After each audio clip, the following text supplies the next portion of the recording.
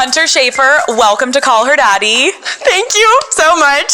I am so happy you're here. Thank you. I'm so happy to be here. Like I just told you, not the vape. Not the vape coming out as you're like, thank you so much. This is how comfortable I'm feeling right now. So, but this means the world to me. I just have to start off and say, because my sister, who you've graciously let in this room, put me onto your podcast during the pandemic, and we were gagging, and I'm so excited to I love be here you. today. Okay, little do you know, I really love you because I have to tell you a story. Okay. So I think it was a year ago. We were this close to each other, and you had no idea probably. We were in Milan, and I was sitting. Were you at the Prada show? Yes. I do remember seeing you there. Okay. This is. Were you there? Okay, Hunter's sister is in the room and she's saying she saw me freaked out. Okay, this is why life is so fucking stupid because I was standing with my videographer and I was like, oh my God, it's Hunter. And he was like, go say hi to her. And I was like, no, like that's weird. He was like, no, go say hi. I'm like, no. Like I believe one day we are gonna meet in a non like weird or like moment where I'm like fangirling. That's totally how I feel about people too, like that I gag over. Yes. It's like, if I know that we are gonna, cause you have that feeling about people sometimes where you're like, I know I'm gonna kiki with this person. I'm like, I don't wanna fuck it up. But I'm so happy you're here. Okay, tell me about your outfit. How did you pick this outfit? We're loving it. Okay, thank you. This is like, well, we were just talking about this kind of, is like, I always feel like the image that I put out into the world, like on Instagram, whatever, is like very much like the drag version of who I am. And it's like an image that I've put together to like give to the world, and like that is not how I dress and act in real life. And so, but like this, I feel like your podcast is very about like cozy. Let's like give realness. And this is I picked shit up off the floor and put a little stupid outfit together, and that's what this is. It's really cute. And I'm happy that you're comfortable, and that is the key here, like coziness. Yes. And RuPaul also, bitch, okay, can I just say that interview, like face cracked me. Like that interview impacted me so much, and also I lived for her outfit, for her give with the oh my God. It was so incredible because I remember like you're kind of talking like similar with like Rue like presents a specific way and has these like cunt outfits that you're like, this is what I'm talking about. Bitch. Yes. And I remember when Rue showed up, I was like, oh my gosh. And I remember the rep was like, no, Rue really wanted to show up today just as like Rue. Yeah. And this is what like Rue would be wearing like around Rue's house. And I was like, okay. Yeah. And so I love that you came just like cozy today. Thank you. You just bought a new house like this year? Yes, I heard you did too. Yes. Okay. How is it going? Girl. Oh my God. Girl. Okay, so I've been looking for a house for a few years now. To be 100% honest, I didn't grow up with, it's a very surreal thing to be like making significantly more money than like anywhere where I came from, like my parent, with anything that I grew up with. Yep. We're just pretty regular middle class, and now I'm like, I have a lot of fucking dough, and I have no idea how to use it, and so it scares me, and so like at some point I had to be like, okay, I need to do something with my money, and so I've been looking for a house. I finally found this beautiful house, and I moved in when September of last year. Okay. And I've started on the whole, like, now I'm going to hire people to make, I tried doing the whole, I'm going to buy furniture by myself. I have no idea what the fuck I'm doing. It's so fucking hard. Are you doing that? Oh my God, I literally left it to my husband because like back in the day. Your husband you let your husband do it? No, I know this sounds insane, Hunter, but like Matt has incredible taste. Okay. He has like perfect taste. And Okay. I'm like, now I just let him do his thing because I'm going to be honest. I decorated my first New York City apartment where I first lived alone for the first time ever. And I was like, watch me, bitch. Like, this is going to be so gorgeous.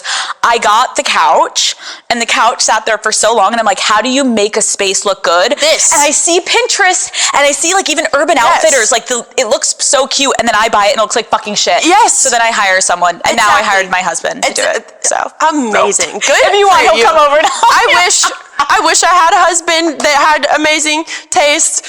That is not my fucking case, Diva. I went through the exact same spiral of like, okay, wait, I look at couches, and then I'm like, wait, but like, and this is so, I hate, it's so like. It's okay, go first off. world, Okay, whatever. go off. You know, like I look at this amazing couch, but then like if I spend a bunch of money on this couch and then but then the carpet changes everything. Like, huh? Girl, I'm like, I really tried, and then I was like, no. So I hired a designer.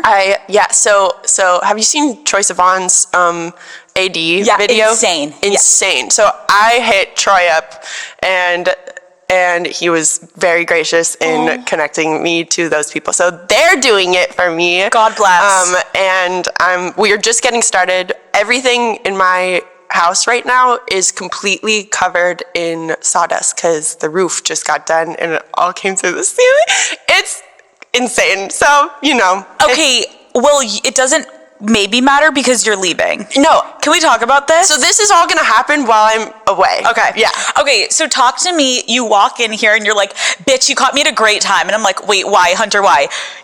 Tell me. Okay. What is happening? Okay, so yes, you have caught me for this interview, and I've had a fucking week. My sister knows this. Okay. I've had a fucking crazy week.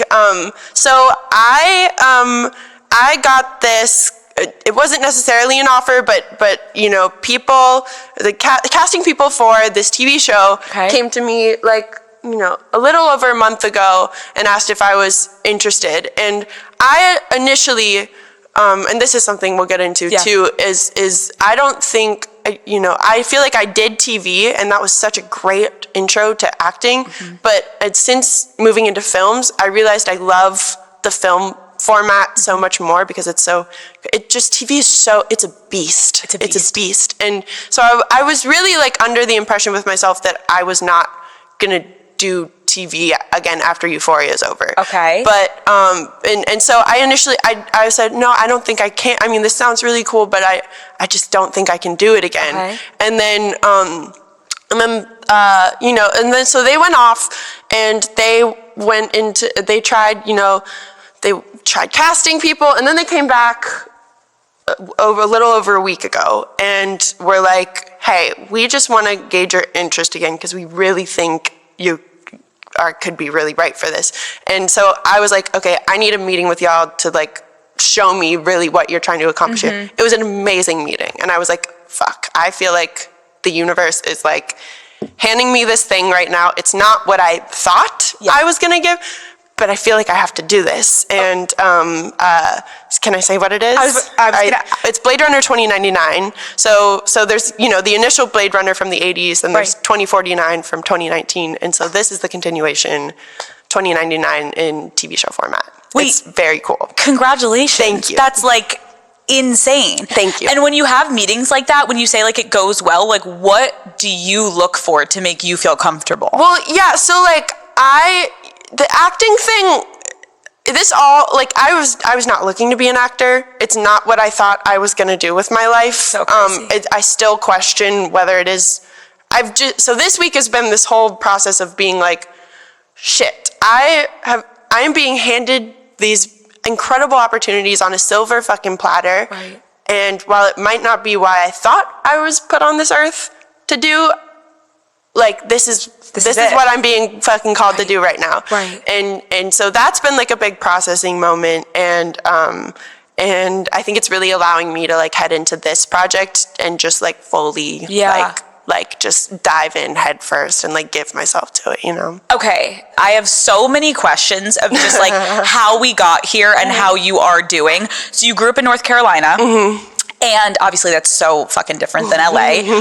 What is your hometown like? Can you describe it? Yeah, so it's... Your sister is laughing. Why is she laughing? What's so funny? Yeah, well, you know, I really, I'm gonna be honest, I fucking hated North Carolina. Okay. And growing up there, being queer in the South, anybody who's queer in the South knows it's not fucking easy. It's really... Culturally, it's in a completely different place than like the bubbles in the cities that we live in. And I always knew that I didn't belong there and that I belonged in these spaces where I can like be myself and like not feel like there's a target on my fucking back all the time. I really hated it. And like, I'm not gonna lie, like growing up there, like fucked me up. I have now come to love it because I can return there in all my bad bitchery and like know that I'm fierce and I don't feel like a fucking nuisance for existing in North Carolina now. So I love it now, but growing up there, it was tough. I did not like it. Yeah. What were you like as a kid? Like in this environment, describe yourself. One of my, like, I guess, afflictions with life is I have never been able to really help but be who I am. And you know, so even before I transitioned, and I transitioned in my first couple years of high school, but before I transitioned, you know, I'm just like, can I say bad words? I mean, Hunter, like, yes, yeah, please like, say so I'm just like this little faggot. Like and you know, I'm like an extremely high femme boy in this, you know, space of like, you know, boys are like very one way, especially in the South. Like it's just culturally what it is. But I mean, it's I'm so thankful that I have not really been given a choice to be anyone but who I am. So I always stuck out like a sore thumb. But I loved like extremely artistic, pretty happy. I've always had like a pretty easy access to like joy, I think. So like despite my circumstances, you know, I look back on my childhood and despite being in a certain amount of pain just for being who I am, I was a pretty happy kid, you know? That's amazing. Yeah. Like if you're in the South, you're right. As like growing up, if you are queer in the South, like still to this day, it's crazy to say like kids are having a hard time. Even in fucking California, they have a hard time, which is even fucking crazy to say. So when you're growing up in that environment, I know you have 3 siblings and you're the oldest. Yes. Being the oldest, was it hard to like open up to your siblings or were they like there for you? Like what was that dynamic? I would say the siblings was on the easier end because I think that, I mean, like me and Hannah, like because we're so close in age, so we were in the same schools and because nobody really understood like what I was doing. I think, you know, we had our trials and tribulations as siblings and we've taught, you know, we've moved far beyond that now. And, you know, my siblings are some of the closest people in my life now. But at the time, I think it was a little tough for everybody because no one, and not even me, understood what like I was going through and why I stuck out like a sore thumb and, you know, whatever. But as happy as you were, that like makes me sad for any kid that's like going through something that's like indescribable in your mind at that point. Did you have a hard time in school? Like what was your middle school like? Middle school was probably the hardest, actually. Okay. You know, young teenage boys are pretty gnarly, especially when they're confronted with like a kid who they just don't know what to do with they have no grasp of like queerness, whatever it is. So it's like oh, like look at this look at this gay kid, like they just don't know what to do with it, and so they'll be mean, you know, and you know, so that was always tough, just dealing with boys who don't, of course, get it. But I found my cute little nerdy friend group, and you know, and that was like my first experience of like, okay, if I find my circle, I can be myself and I'll be okay. So that was cool. But middle school is also when I realized I was gay, or like at that time I thought I was a gay boy. So came out. Who did you come out to first? My friends. So like, and that's the thing of like, okay, I have this network of support where even if my parents and don't accept, okay, these people will get me. So they were the first people I told, and then I would, you know, tell my parents, tell my family, whatever. Your parents, so your dad was a pastor growing up? My parents are still pastors. Yeah, so my dad is a pastor, and my mom is, you know, she's ordained to be a pastor. She works in the children's ministry in the church. Okay, talk to me about that, because just like thinking of like what you were going through as a young kid, being in the South and having your dad and like a part of the growing church. Up in the church. Yeah. How did that work out? It's like another layer to it all of and thankfully, you know, I didn't grow up in Catholicism or anything, and I hear about, you know, people in my community who grew up in that, and it's like, oh, hell. Girl, I'm so fucking lucky that I got to grow up in a normal, even though my parents are pastors and I'm very involved in the church, in like a, on the chiller side of Christianity, Presbyterian church. Oh my God, Catholicism is like insane. Like, you're gonna burn alive. Yeah. You're like, I am? Yeah, Like, so there was never like this, oh, you're going to hell, but then I would see things about just Christianity in general where there are churches that like believe you're going to hell. It's insane. And so that was this whole complex that I had to get through too. And then, but thankfully when I came out as gay to my parents, you know, I think anybody could have fucking told you by looking at me that I was gay at the time. So that was easier. Then the trans thing came on later on. That was a bit harder, but. Did you feel like, not even just you as an individual, like did you and your siblings feel like you guys had this like expectation around you? Like I'm thinking of like TV shows and I'm like the pastor, like I'm thinking like Seventh Heaven back in the day. Like I don't know, like did you guys feel like you had to like live up to this like reputation almost? I think it was there. Okay. And this is something that I definitely dealt with later on too in life of like, you know, because there's this whole like pastor's daughter like trope, you know, and it gets kind of tough because obviously like what I do now is very like, I mean, my first job, when I had to tell my parents that I was doing a TV show and in the first episode, I'm having anal sex with a 45-year-old and cutting myself in the arm, like all this stuff. And then, my first thought is like, okay, they have to tell their congregation that their kids are going to be on TV, and then their congregation, who are just, you know, little old nice white Christian people from the South, are going to watch this TV show and see me getting butt fucked, and you're like, and it's like oh my God, I'm like I to a degree I still do like feel bad because that's something that they still have to deal with. You know, my movie coming out next in a couple weeks, Kinds of Kindness, which I'm so excited about. My one scene in it, I got my titties out, girl. Like it's like, you know, and I have no personal problems with it, but it is something where I'm like, some people just aren't gonna get it, and you know, that's a whole other thing. How did your parents react when you told them? And also, like, how do you sit your parents down for that? Like, is it after the dinner table? Is it a phone call? Is it a FaceTime? Yeah. Is it a letter? So I didn't tell them that I was in the audition process because I really wasn't sure that I was gonna do it, because once again, I didn't think acting was my calling or anything. It's not my plan. It wasn't my plan. So I didn't tell them until I had actually gotten the job, which kind of left them in a situation, because it didn't really give them room to like give their opinions or whatever. But I think they were just like worried because that, you know, they don't come from this world. And sometimes I get really jealous of like my peers in this, in, you know, this industry that do have like family in it, because I mean, there's pros and cons, but, and for a lot of reasons, I'm really happy that my family is in this completely separate world.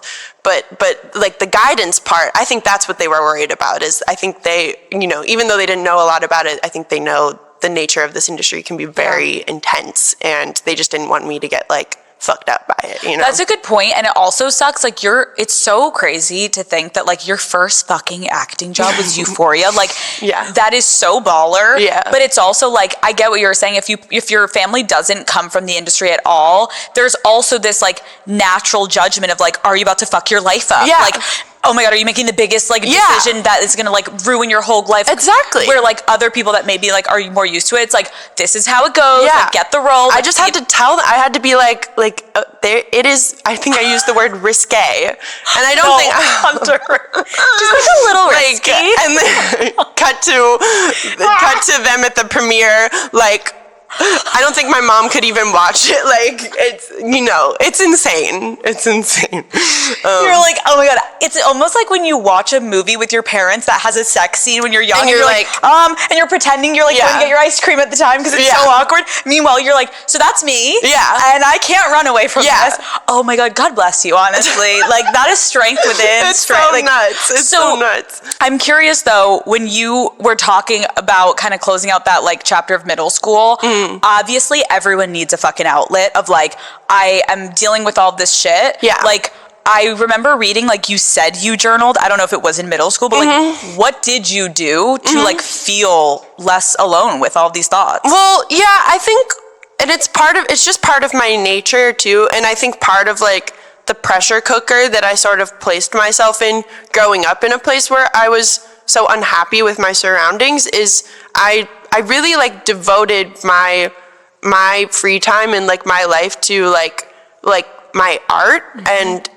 at the time it was visual arts where I put all my creative energy, but I knew that is like my gift, is like I'm an artist, and it's still to this day, like I know that that's what I was put on this earth to do, was to like make stuff, but at the time it was visual arts, and so I did everything that I could to just kind of like put all my energy into that. And, it ended up being like my first job. Like in high school, my first job was contributing to, making little watercolor comics for an online magazine and stuff, and so that was like, this is what's going to get me out of here and get me to where I want to be in life, Totally. Yeah. It's so, even hearing you say that, it's so hard in general being a child, but like at that point it just sucks because like there are so many kids that get to live their life and be like not having to escape and get to like go to the fucking playground and like frolic around,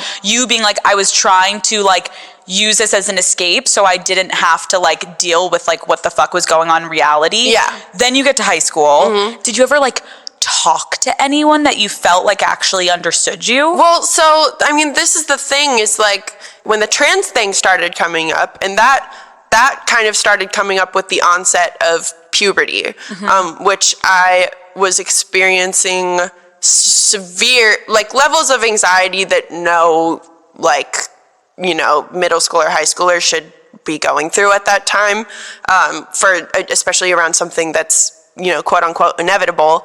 And I realized that this like wasn't normal. And then I turned to the internet because I didn't even know what being trans was. I had no idea that there were trans people in the world. And that's the kind of isolating piece of like growing up in the South. Nobody talks about it. There's no people in my line of sight, that like are this. And then so like I, went to the internet, I looked on YouTube and found out like, oh shit, it isn't my destiny. It doesn't have to be my destiny to become a fucking man and grow a beard, and all that stuff. But then it's the whole thing of like, okay, now that I know that this is my tea, I have to get everybody else on board because I'm still a fucking kid, So that was harder because I didn't know what it was. My parents didn't know what it was. Right. And that was a bit harder as far as like, there were moments of like when I first came out where like I told them like I'm a girl and they were like, no, you're not. But it's not because I think they've always known like deep down, but like they didn't, there's when you don't know like what it is, like there's no way to like real or I don't know, contextualize that. Right. It's like the concept, like when you say that, like to actualize it, like people have a hard time, especially because like you're saying, like no one around you guys, like you could relate to. Yeah. So you're coming to your parents with this information, and like obviously some parents are fucking awful when it comes to this, but it sounds like your parents, they came along. Right. They were just like, I don't understand what you mean. Yeah. And I think they started realizing, because with the onset of puberty and everything is where I've dealt with mental health, for a while now, but that's when it first started showing up in depression and anxiety, and my grades started fucking up, and I became, I was becoming a shell of a person, and I think they could see that, and then they were like, shit, okay, this is like, we got to figure this out, you know? Right, and that's what's like so heartbreaking for houses that like don't accept their child, because it's like, yeah.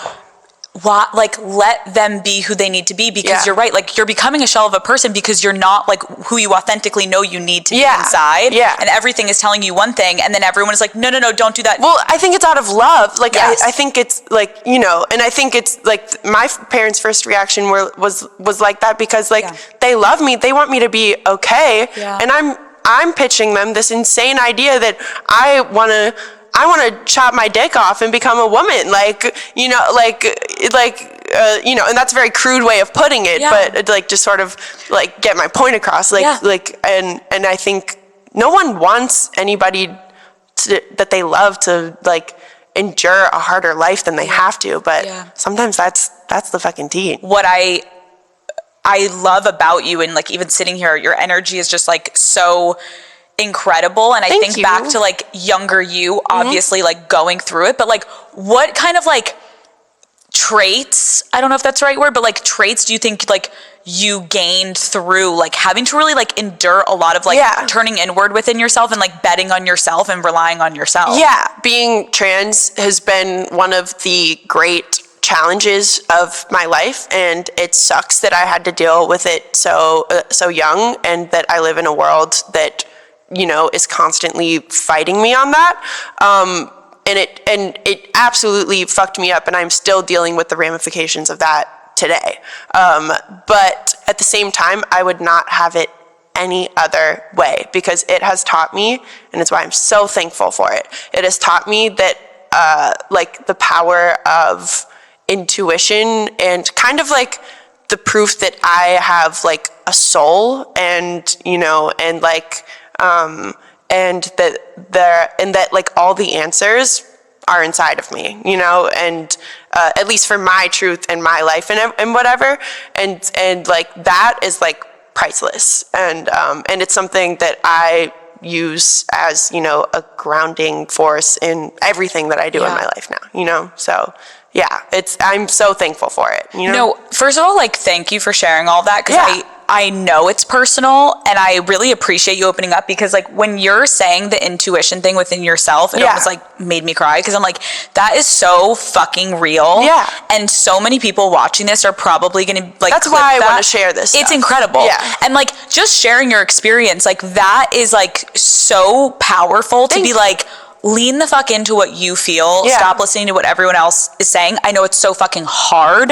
But when you can start to channel that, like, we all know what's best for ourselves. Exactly. No one else does. And you can even like, it's so weird, like your layers of like consciousness and everything, because you can totally on surface level be telling yourself something is right for you, when in reality, deep down, and you know it's there, but you won't look at it, like you're only looking at this thing that you're telling yourself, but deep down, you know. You always know. You always know. You know? You can try to avoid it sometimes. Yes. You're like, that's literally not happening. And you literally put yourself in your own psychosis of like believing in this reality that is not actually your so real. It's so crazy. I also appreciate, like, as we're kind of just going through your life, I wonder, and you don't need to answer, but like, is it annoying sometimes, because like a big part of your life is like this moment that you realize like, oh, like I don't know if I'm like happy with the way that I was like born, and I want to be this way, and like I'm so happy with myself now, but like, is it annoying when you're in interviews that like I've talked about this before, because I didn't want to be like, I didn't want to ask you about it. That's why I was like, oh, we got to high school in your life. Like, what happened in high school? Like, I would ask anyone on the show, and I hope you know, like, you can talk about it as much or not as much as you want, but like, are you like, can we move on? Like, I'm this like, so I thought about this today, because I just recently had an interview come out where I fucking, this was the longest interview I've ever done. It was 2 like 4-hour sessions, and so I really just I was hyped up on caffeine. I was yapping. I was talking about whatever I wanted to, and I gabbed about how fucking frustrating it is because like in interviews for like press things, when I'm promoting a movie or something, it's oftentimes the first thing an interviewer will ask about because it's what makes me unique, and they know that it'll get clicks, you know? But what's frustrating to me about that is I'm here to promote my work in a movie that has nothing to do with that, and you are just fishing for things that will get you clicks. And that's what's so frustrating to me about that. This today, when what I love about this podcast is that we're talking about real shit and life and whatever, and I can't really talk about my life in full honesty without talking about it. And it is something I do believe, because I didn't really, fame is something that I'm like, I knew what I want to do, like, with my life often involves fame to some degree. It's not something that I thoroughly enjoy, but I do feel like I have been put in this position in order to help progress, like, the movement. But do you ever feel exhausted from that? Like, it's not your fucking job to educate people? All the time. And that's the thing. I don't like talking about, like, just like educating people on like the fact, like, bitch, Google is like literally, that's how I learned about it. So you can certainly do it too. But as far as like my experience and also helping other young trans people who might watch this or watch some of my other work, which sometimes I do incorporate my transness into my work, you know, that's who I'm doing it for, you know, too. Yeah, I feel like there's a difference between like genuinely and authentically just like speaking about your experience, and people are like, oh, like I like what she said there, versus being like, so Hunter, in high school, and you're like, Jesus fucking Christ, I'm promoting the Hunger Games. Why are you asking me about what it was like being a tranny growing up in the church? Like what the fuck are we talking about? Yes. No, I respect that, and I just wanted to hear from you, because I bet it's fucking annoying. Speaking of high school, did you like dabble with drugs and alcohol at all? Were you like pretty clean? Like, so, and that's something that I think the church thing that I'm pretty thankful for is I did, you know, I would smoke weed with my friends, and now I've come to learn, I fucking hate weed. Is not for me. I cannot smoke it, and I had this really horrible experience with it, like when I was like 18, 19 or something, where I smoked and I literally thought I was in hell, and then I've never done it again. So I'm like really off of it. That's the only thing that I kind of dabbled with. And then like, you know, drinking here and there, but never really getting into it. That's been more of like a early 20s thing, you know. You need to be like in your room, like by yourself, or that could be scary, or with one friend that you trust. And like ease in. Yes, because that's my thing with weed is like, because some people can just smoke and just like kiki, and bitch, that is not how, like when I have smoked weed in the past, I become nonverbal. I'm on the floor and like a creature. Like that's just, when I have smoked, that's my tea. That's what I give. Terrifying. And you can't do that around, especially people you don't know. Then you're like, psych yourself out. And like Hunter, you're like, I'm just like, no. And also they're like, it's weed. Like it's not that deep. And you're like, it is that deep. It is that deep. I think weed is one of the most psychedelic drugs on the fucking planet. I mean, that's a stretch, but like it's literally. It's I think it is very psychedelic. Okay, let's talk about Euphoria. Okay. I think I read somewhere, but like I don't know if you've ever actually like told the whole story like on a show where I can hear you.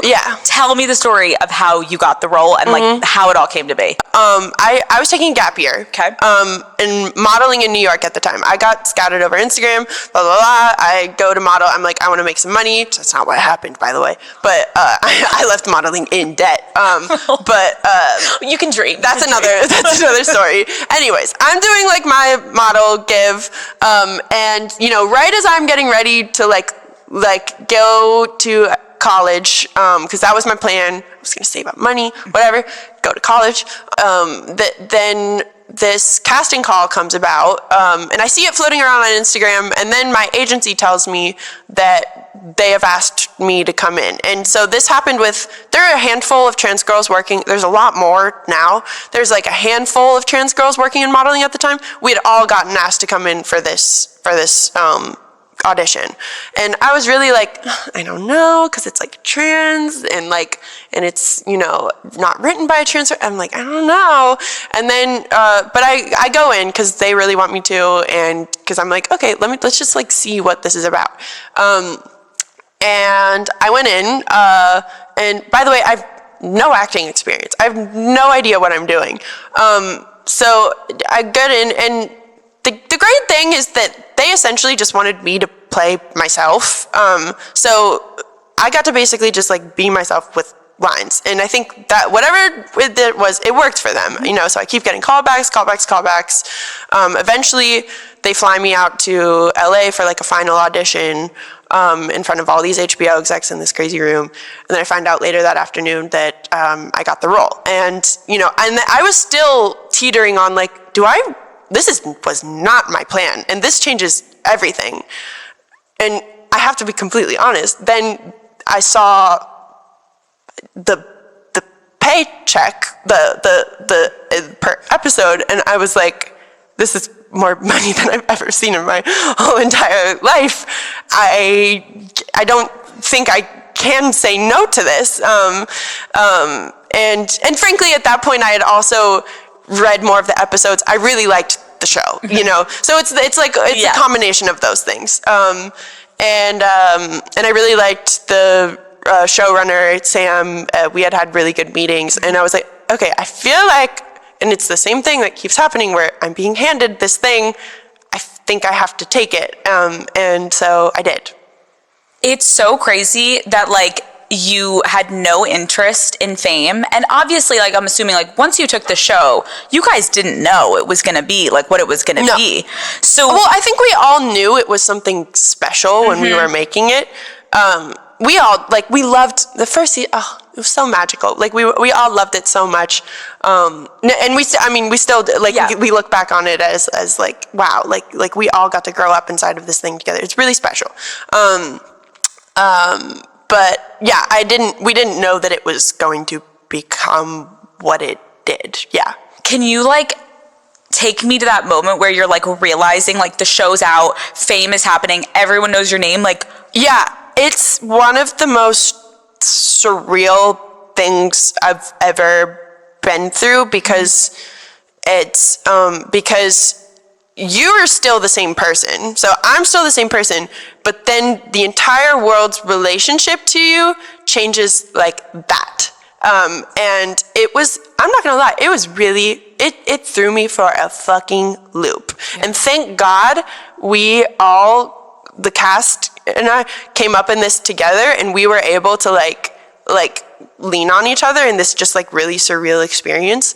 Because I don't know how I could have fucking handled it if I didn't have them. And, you know, like particularly Z, who's one of my best friends in the world to this day, Zendaya, and she, you know, thankfully she had some experience with fame already, and we were really close by the time we really like kind of, you know, fell in love with each other as friends in the first season, and she was able to help me through all of that too. But it was very surreal. And I wouldn't say I had no interest in fame, because I knew fame could get me the things that I wanted to do in life, and I knew that could be a tool, but it's not like I had any and I still don't really have any personal, like, I don't personally gain anything from it. If anything, it's just like made existing in public a little harder as a socially anxious person, but like but it's an amazing tool to like get what I want and to make what I want happen. No, you know? It's so interesting you say that, because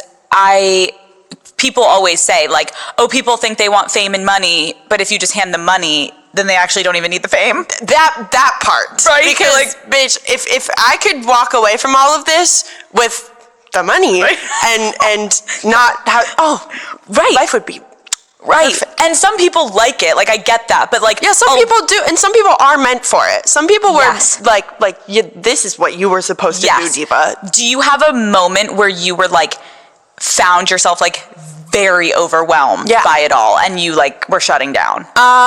So I remember some of the first moments of getting recognized in public happening.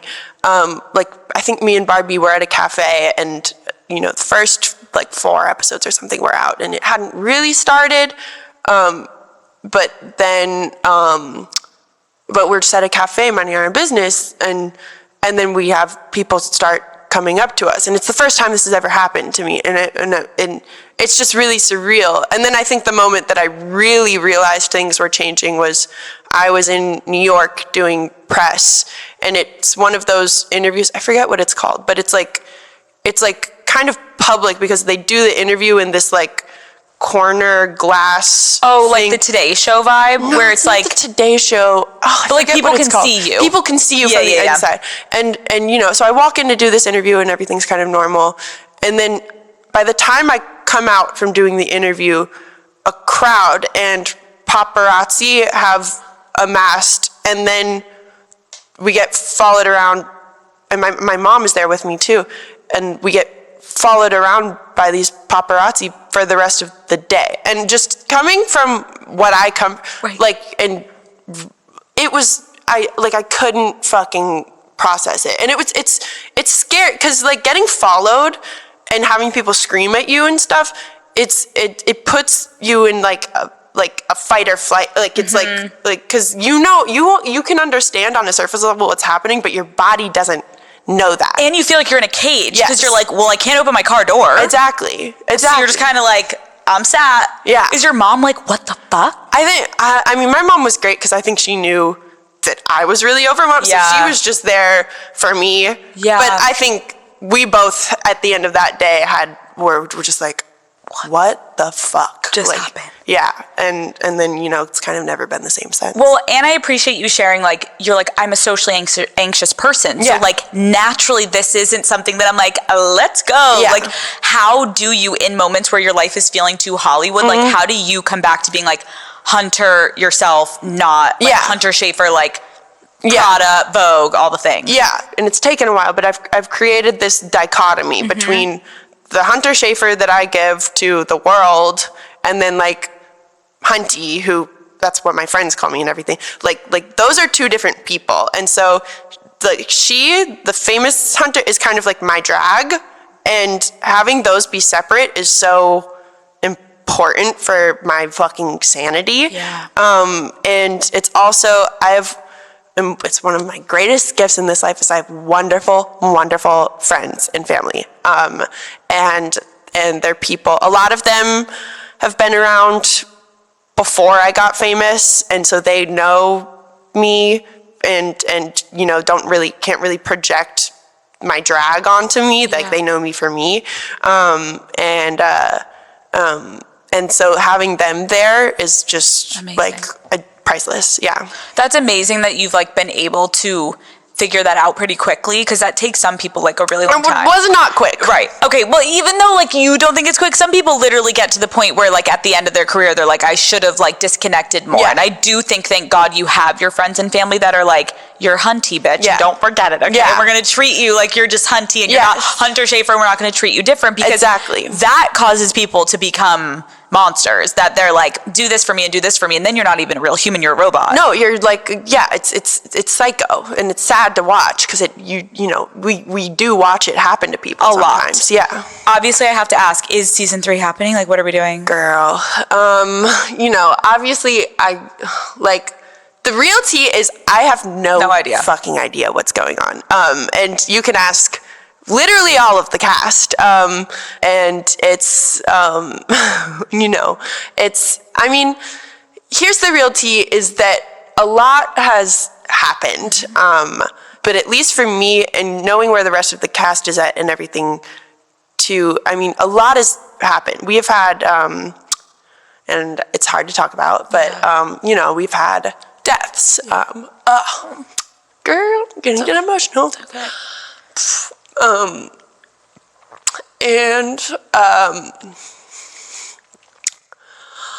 It's I think everyone feels a certain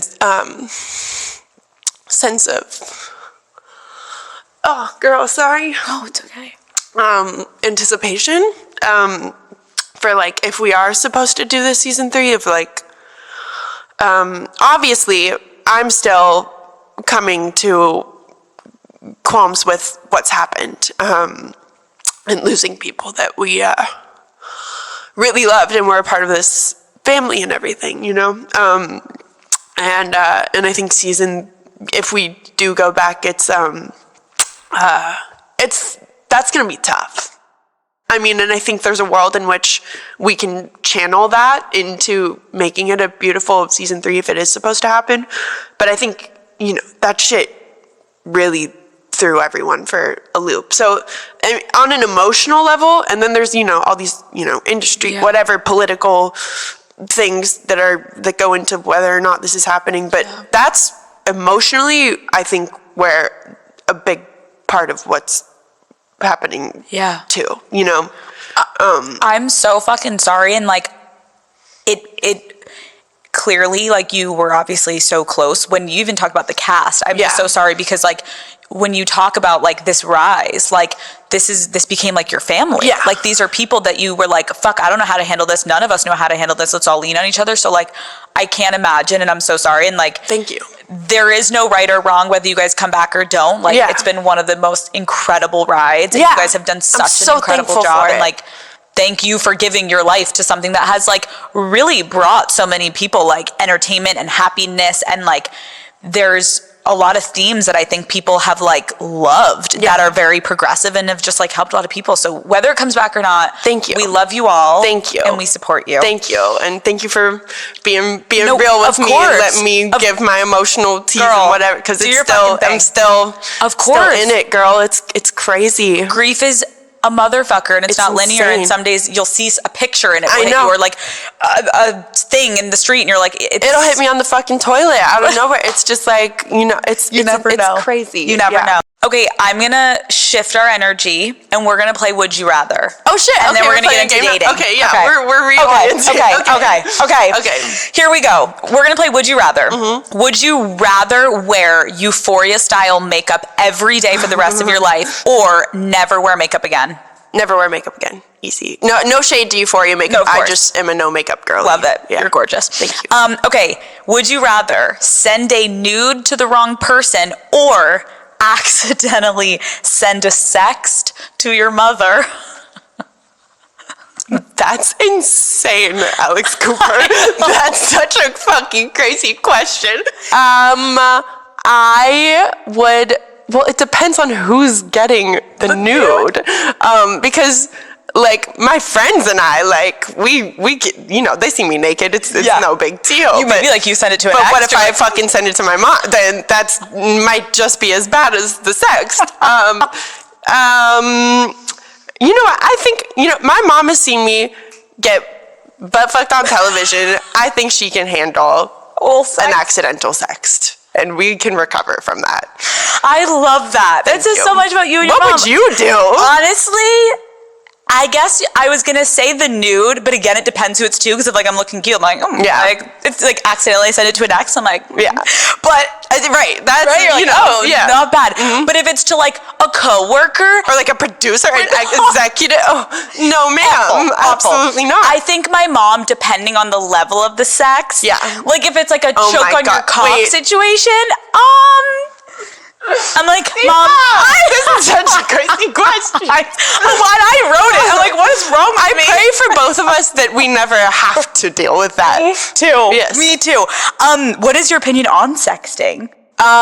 It's like I've tried. I've had cute moments with it. It's never ideal, I would say. It's exhausting. It's for me personally. I personally hate texting in general. Done. If we're gonna talk, FaceTime me. You know, I'm a FaceTime girl. So the texting, no. Have you ever reused a nude? Absolutely. The best. Absolutely. Perfect use of your time. Yes. You're like, ooh, let me go into the storage closet. Yeah. Let me pick out which one I'm loving today. Go to the library, pick it out. Yeah, get that shit out there. Okay, here we go. Yeah. Drunkenly hook up with a friend who you know has feelings for you, and you don't have feelings back. Or you have to get back with your most recent ex for a month.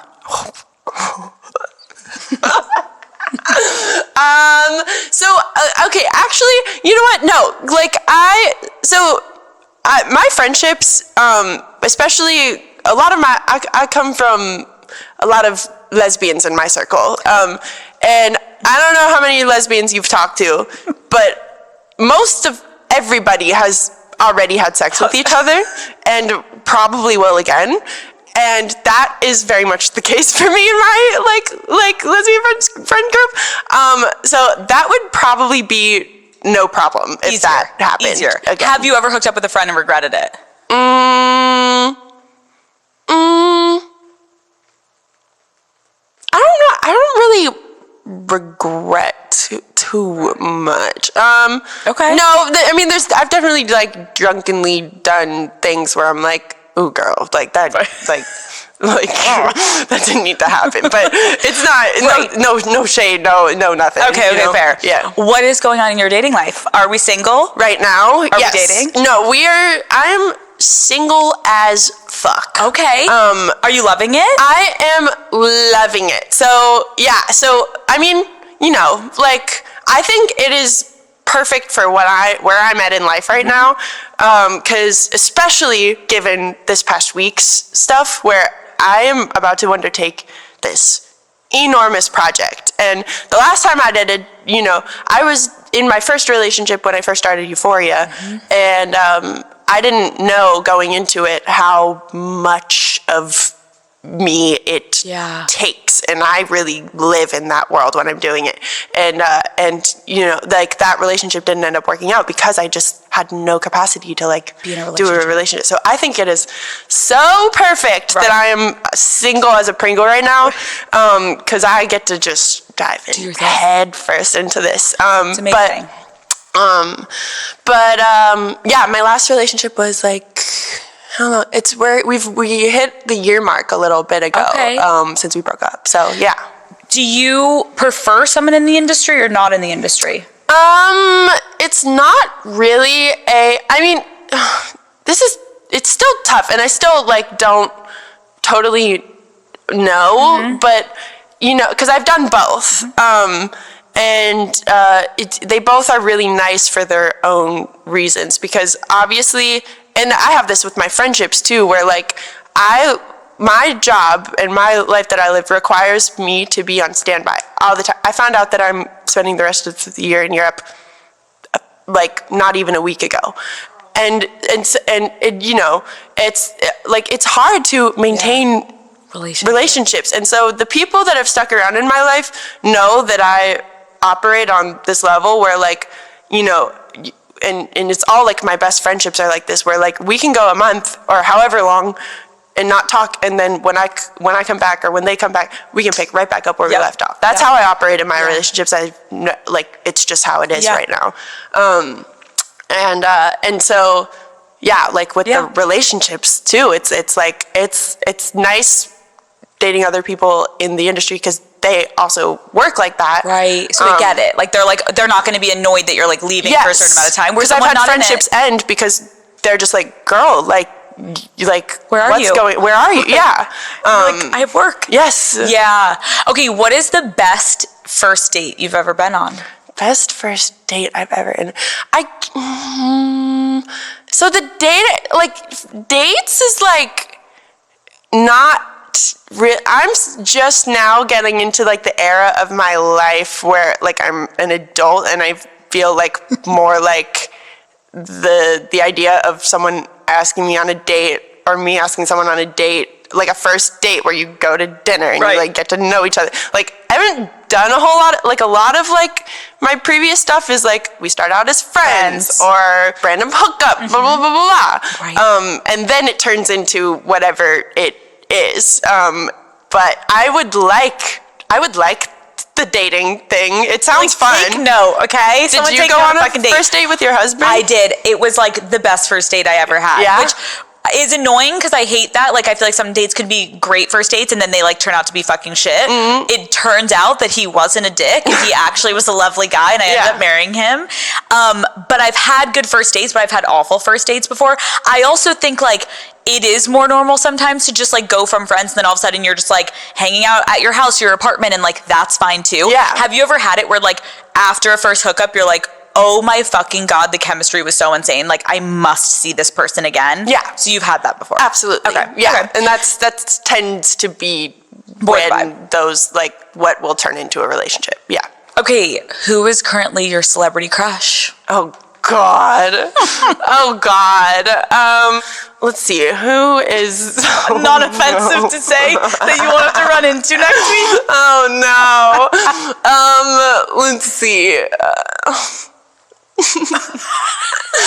Alex, I don't know. I can't, like, say this stuff. Actor? I'm trying to think. Musician? No, well, I have a type. Okay. Oh, what's your type? I love a musician. True. I've dated a couple now. I think I've seen that. Yeah. I think I've seen that. I've dated a few now. I love a musician. One with, like, long hair, one with, like, short hair. It's like the little sucker in me that's just like, oh my God, you are so charismatic and you will play the guitar, whatever. And I'm like, goo goo gaga. Has anyone ever written you a song? Yeah. Hunter. Yeah. Oh, and trust me, they know what they're doing too. They know what they're doing with that, but it works, Diva. Oh my God. Like on the guitar, just like sitting on the bed.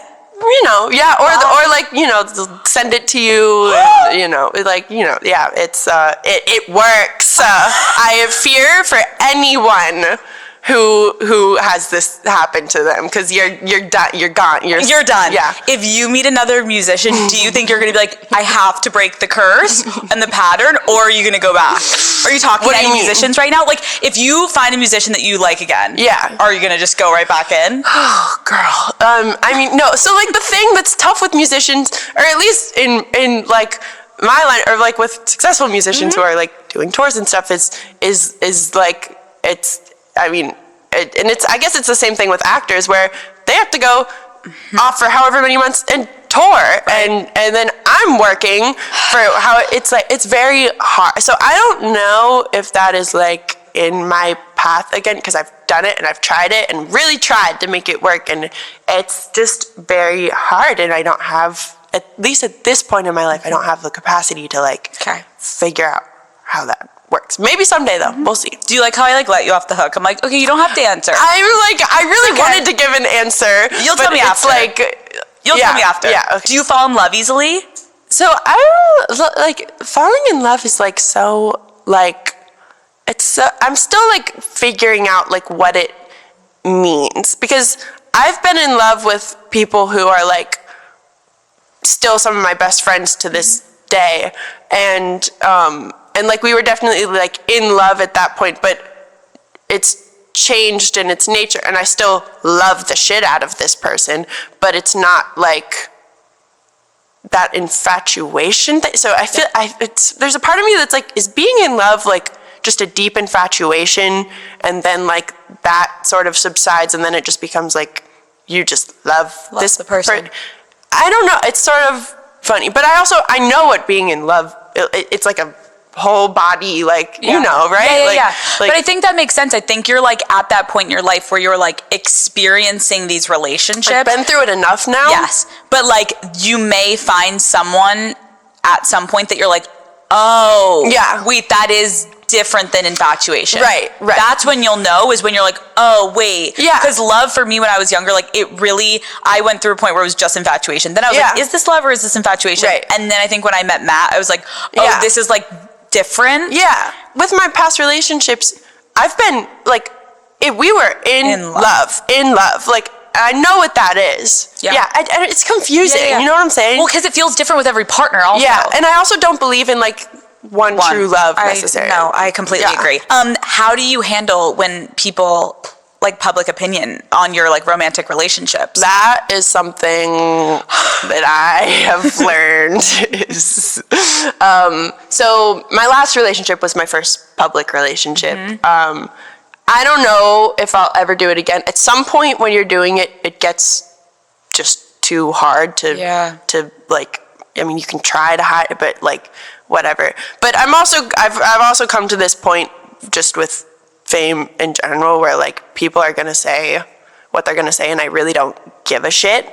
Cause like, you know, I get called a man hundreds of times on the internet every single day. It's like I'm so used to like the just fucking idiots just like saying shut the fuck up. Bullshit all the time. So like it's, you know, on one hand it's like I don't care, and then on another hand it's like if you don't like, obviously a relationship is like personal and private, and like you should not be, you need to eliminate as many factors that are going to make it more complicated than it needs to be if you can. So I don't know.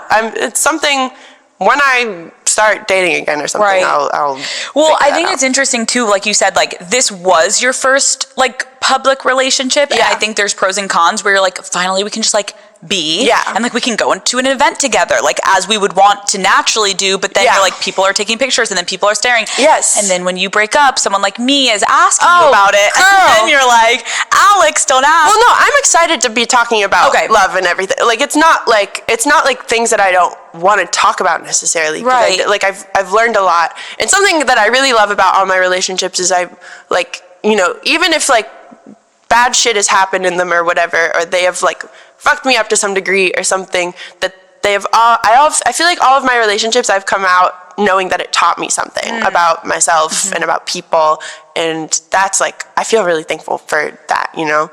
Absolutely. I feel like that's like the best takeaway from any relationship, or anything in life, even if it's not romantic. It's a friendship, it's a work relationship. When I was researching you, I was reading something where like your former co-star / relationship, he kind of like talked about like his need for like to get out of like his codependent tendencies. I'm sure you read this. Were you on the same page? Like is a breakup like where you're like blindsided, or like were you okay? Like so like he said that but that breakup was it was like a mutually like it was a mutually agreed upon and it's one of the cleaner breakups I've had, of like we both recognize that this is not working and we can't do this, we got to go our own separate ways, and it was so hard because we really loved each other, you know, and he's a really special person, and I love his soul and everything, and it by no means was that relation, it was messy, you know, but it was a clean parting, and he has a lot to work on, and I also have a lot to work on, like and so I think that's also why I'm in this like era of like I gotta figure my shit out, because we had a really good thing, but there were things in our own selves that had nothing to do with each other that kept coming up in the way of the relationship, you know? So 100%. What are you like in a relationship?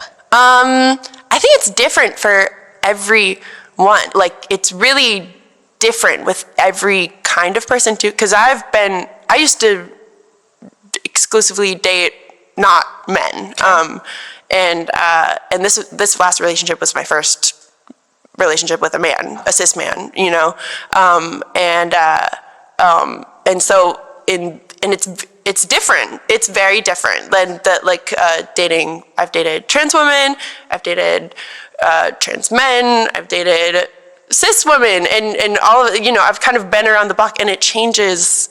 The transness is really interesting because everyone interacts with it differently. Everyone has their own like, you know, like way of approaching it, and I have my own way of approaching that relationship with that kind of it's interesting. It's a sort of like code switching. Okay. I'm excited to like talk about it. This is interesting. So I'm so thankful for my first relationship. Okay. And I've talked about this before too. It was with a trans woman, and it was my entrance into sex, romance, all of that stuff. All of those were first in that relationship, and it was with another trans woman. Thank God. And I'm so and we're still friends to this day too.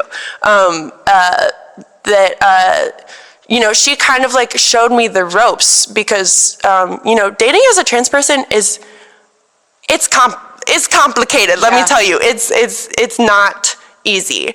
And to know in my first relationship and in my first like really being in this mutual love thing, first time having sex, that I got to do it with somebody who completely understands my gender. It's incredible. And I'm so thankful for it. And so I'm really thankful that I started out with other trans people, because there's sort of being trans or having trans people in your life. There's a lens that you sort of acquire, and it's something that like ignorant people who have no idea how to like engage with trans people or think about trans people, they don't have the lens that allows them to see whatever person as the gender that they are presenting as or whatever. And this is a lens that you acquire as you spend more time with trans people and everything. And so like knowing that lens is there with whoever I was with, amazing. And then it's interesting branching out from there into like cis people, cis women or cis men, where I'm not sure that they have the lens, even with hookups or whatever. And this is a constant anxiety I've had with hooking up with like cis women or something, is that I'm worried, especially also because I'm pre-op, that maybe are they seeing something in me that is not part of what I give or something, and they might want, and I've had hookups before with like cis women where they wanted me to like fuck them or something, like a guy, and it's because I have a dick, and like that's like, and then like that coming up in a hookup and being like, oh God, like it's tough.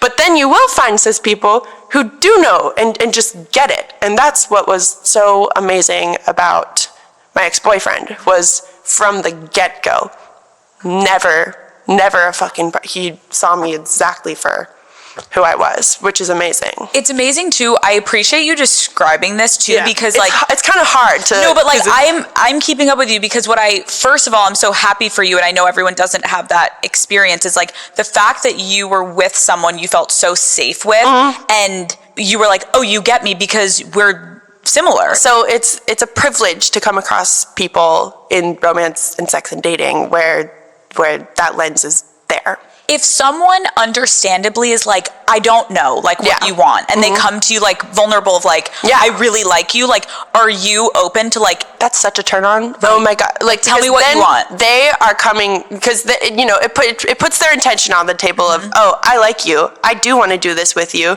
I'm just a little inexperienced here. Love that. Amazing. It's when they don't, and they don't know what they want, or they want something that like I am not capable of giving, then it's like sticky and gross. So your first relationship with a guy, like just like a guy that was also my first monogamous relationship. Okay. Everything else had been polyamorous, because that's what I came up in. That's how I learned relationships. And I kind of touched on it before. I had built up a complex against men. Understandable. And so like, because most, if not all of my deeply painful experiences I've had in life have been with men. And so I really like came into this complex of, I never want to let a man that close to me in my life. I don't see a world in which it's possible. Really, I was kind of like, it was, I put up walls and kind of had been denying the fact that I am attracted to men, and I do want to date and whatever men, and that's okay, and I need to let my walls down. And so that's what was so amazing about my last relationship too, is also, and that's kind of what was cool about the public aspect, is this is a straight guy who is in the music scene too, and we are in a public relationship. He's dating a trans woman, and he's completely straight. He's only dated cis women before. And he's toting me around, happy to be my boyfriend in front of the world. And people are saying horrible, nasty shit because it's like, you're so he's gay. Yeah. He didn't care at all. And that was something that really showed me too, where I'm like, okay, you really, you see me for, and you love me for that. Did you guys have conversations before going out in public together? Like, were you anxious at all? I was anxious, but I was also just head over heels in love and happy to be doing it. And, it conversations absolutely should have been happening, but also I was like 22, 23, Right. I didn't, you know, I was just like, oh, I'm in love. Right. This person is so, this is so much fun, you know, whatever. So it should have been a thing, but it wasn't. But I think also just to, And listen, I've said all these amazing things with him. He was not perfect. It's no secret. It's out there in the world. You know, and it's part of why the relationship ended is I got cheated on for the first time. And he's talked about this too, like in his song, he writes about it. So it's fine to be talking about it today, and it's like part of my truth, but that like fundamentally changed me as a person. And it was this whole process of like realizing that cheating has nothing to do with you at all. and, oh my God. and it has everything to do with that person and whatever kind of pain they're in or whatever they're dealing with. It's all that, but it's so hard. I was about to say, because in the moment, it feels like it's all Oh, you. yes. You're like, what did I do Yes. wrong? And then eventually, I love that you're obviously like a year out. You're clearly at that place where you're like, you know that, and you're saying it with confidence. But in the moment, you're literally like, oh yeah. And then as a trans woman also, with a man who has never dated that before, then it's my mind, you know, and I knew it wasn't the truth. Yeah. And we both know that. I've no doubt. but you can't help but your brain goes But my there. brain, because of the way I've been socialized as a trans woman, like, and it's been this like crux in my life of like why life has been so hard sometimes. I'm like, oh my God, like, is this it? Like, can I just not like, you know? Yeah. But so it's cuckoo bananas. How did you find out? So I kind of knew, you know, you always kind of know. The gut. Yeah, the gut. And because I kind of knew, I went into the phone, you know? Yeah. Hunter, welcome to Which I'm not proud of. I'm not proud of either. I'm not I've done it proud of that. before, but the amount of people that have sat here and been like, it's fucking normal, because when your intuition is like hitting you in the face, you're like, okay, fine, I'll look. Yeah. And the reason you're looking is because you fucking kind of know something. Yeah. And this stuff, it makes me so nervous to talk about this stuff, because I have no interest in letting the public into what happened and everything. Yeah. I want to make this very clear. I have absolutely no fucking desire to because what happened with that was between me and him, and I want to keep it and I want to protect that.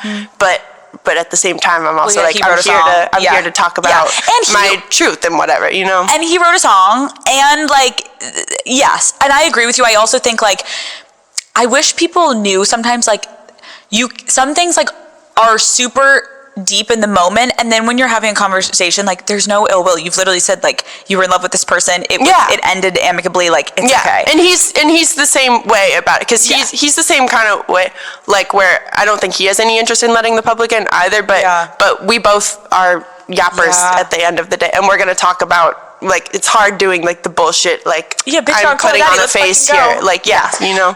Getting over a breakup, like, not even specifically talking about him anymore, but like, for you, and what you were kind of saying, which I think is like a lot for your confidence of like, as a trans woman, you're like, fuck, like, am I not? And you almost like stopped your sentence. You're like, am I not? Like, what came up for you when that happened? Like, am I not? I mean, it like really, I mean, like I said, it like fundamentally changed me, and it's still something that I am working through. But what do you mean by that? Fundamentally changed you? What do you mean? Just in that I don't think I understood, because I had never been in a monogamous relationship before. So my understanding of relationships and love and everything really was rooted in like polyamory and queerness and sort of the way that world works, which is very open. And I think I honestly, I kind of looked at people in monogamy and be like, oh, like you're cheating on yourself, blah, blah, blah, blah, which is also what RuPaul said in that interview. And you were like, no. I literally was like, I just got married. Yeah. Lay off. Yeah, I know. And she was like, sorry, bitch. It was literally looking at me and just like, was like, sorry. No. I was like, oh my God. Oh my God. And you know what? I don't know where I totally land on it now. Because I've done both. Yeah. And you know, and I think there's validity in both, and it's really a choice, and it comes down to each individual thing. But coming from that as my background and the way I learned love, I really looked at monogamy as like you're shorting yourself and whatever. And then I got into a monogamous relationship. Oh, bitch, I get it. I get it. It's so nice. Yes, so I know. I loved it. Oh my gosh. But then it opens up the door for that kind of betrayal, which is a different world of pain. Were you open to the concept of monogamy? Like, did he initiate or did you initiate, or you both did? Oh no, I was open to, because you know, that's what I'm coming from. Right. I even, like, at the beginning, you know, we had talked about it, but you know, that's not what we, either of us, I don't think, really wanted with that. You know, I think, Are you open to monogamy ever again? Yeah, absolutely. I really feel like, you know, I've done both now, and like I know I can be in either of those positions, but I really liked monogamy. It's fucking powerful. Too. It's really cool in its own way. You're like, fuck, I hate this shit. Back to poly. Fuck you. No, but like now I see the fault in poly, because poly is so much work. It's so much work.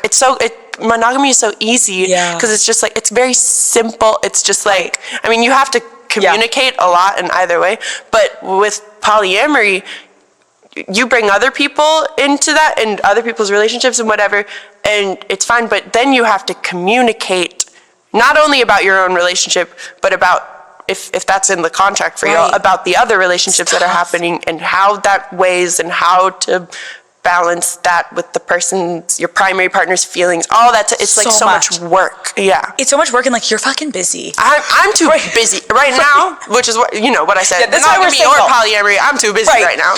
But, okay, let's talk about the new movie that's coming out by the time this episode comes out. Yeah. Cuckoo. Right. That's why you're here. That's why I'm here, to promote my fucking movie. I'm like, oh my god, okay, like monogamy. Like, this is Call Her Daddy. Yeah. And the reason I love having these conversations, though, is like, I get it. We can do like a press junket of like, no one wants to know more than anything about you. Yeah. And then we want to go see the movie because of you. Yeah. And we fell in. And that's why I wanted to do this podcast, because I fuck with this. So I'm so happy you're here. Thank you. A horror movie. Yes. Your first lead role? So this is the first movie I ever got. It's not the first movie that has come out, but it's the first movie I ever filmed, and it's my first lead role. And are you so excited? I'm so excited. I love this movie, and it really feels like a baby, and it was my first, first movie. Okay, horror. I'm such a little fucking bitch when it comes to horror. I'm literally like, what's happening? What's happening? Like, how did you decide on this genre? Like, did you love? Well, I love horror. Okay, I grew up loving horror. Right. And I also think it's so fun stylistically, particularly with this director too. It was less about the genre and even the script and the story. I watched this director's, who's Thomas Singer, his first film, and it's his only other piece of work, I think, that's like out in the world that you can like go buy on Amazon and watch. But it's called Lose, and I saw Lose, and I was like, oh my god, I have to work with this person on whatever capacity. And in that audition process, I fought for that role, and I got it. And that's amazing. Yeah, and I love this movie. I know this is probably like a dumb question to ask, but like the process of filming like a horror film, like. Me. Do you ever get like scared? I'm literally terrified. Like, do you ever? It's not like that though.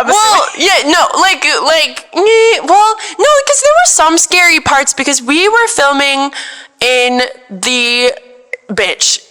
an abandoned. No. Here we go. No. An abandoned, like 20-acre post-World War II military village module that had been abandoned for 50 years. We're shooting at night in these abandoned buildings that have just been sitting there for years.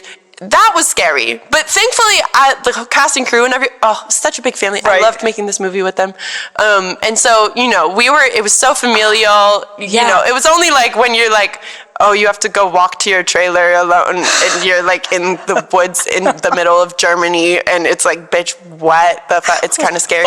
But otherwise, no. I mean, I'm, you know, like in the scenes where I'm fine. Scared, you know, I have to be scared, obviously. But like, I'm just coming from the perspective where, like, I'm trying to think of like a movie that you'd be like, why were you scared about that? Like, honestly, some scenes in like Vampire Diaries scared me. You know what I mean? I still haven't seen Vampire Diaries. No, it was great. But like, okay, let me like Halloween Town. Did you ever watch the movie? No. Oh yeah. I was scared. Disney Disney movie. Yeah. That was scary. I remember that. Yeah, I remember. I'm literally so afraid of like, or like on Disney shows, if it was like the like Halloween episode, I'd be like, oh yeah, no, those were scary. They were. Twitches. Did you ever Twitches? Twitches and the dark cloud. Literally, oh my god, that's so scary. You remember that? Yeah, girl. So good. Yeah, so good. Oh. Honestly, like a little pathetic, but I'm so excited for you because obviously you being like having this lead role, like it's crazy to. This is why I love talking to you because you started this interview being like, I didn't even know if I wanted to be a fucking actress. Yeah. And I like get this call and I'm like making no money from modeling and I get that call and I'm like, I guess I'll do it. Now your life has changed. How has your approach, since now you're like getting on a plane tomorrow, right, to go to Europe, like how has your approach changed though to like being an actress? Yeah, so I, you know, because I was like, you know, I was really under the belief for like a few years into it that like, okay, I'm just doing this for right now and it's helping my career, whatever. I'm making money. This is great. But I don't know if if this is what I'm supposed to do. And then now I'm in this place where I've because I've been doing it and I get it now, because also you have to know, like I'm learning how to act on the spot with the first 2 seasons of Euphoria and everything. You're so fucking good. Thank you. You wouldn't even know. Thank you. But like I'm learning. I didn't understand the craft. I had no idea what I was doing, and I finally, in that process and in this process of like just like letting this career happen to me, I've fallen in love with the craft, and now I'm at this place where I'm like, okay, maybe this isn't what I thought that I was put on this earth to do, but this is just another form. I get to put all my creative energy that I used to put into my journals and in my art and everything into this, and I understand how that works now, and I've fallen in love with it. So now it's at this great point where I'm like, okay, this is one of my superpowers. This is what I can do, and I love it. Hunter, I'm going to be honest. This was like one of my favorite interviews. God, stop. No, seriously, like sitting across from you, I'm like inspired, and also like this is why I love what I do, because I've watched you, I see your social media, but like sitting with you for an hour and whatever, like you're fucking awesome. Thank you. And like you this, too, girl. It's just so cool because actresses we don't get to see, and even musicians, like we don't get to see as much, obviously, of your personality when you're like playing these characters. We're playing our drag in the world. Exactly. You know? But today, you coming here, like stripped down, like being yourself and like opening up, I'm like, thank you so much. And thank you for giving me I'm nervous about like, you know, showing the world like, you know, my real tea. You know, it scares me, but to do it with you, thank you for making the space and everything and like just being here and kikiing with me. That's what this felt like. You're amazing. I literally could keep going, but like I know we have to stop, but I love you. Thank you. I love you too. This was great.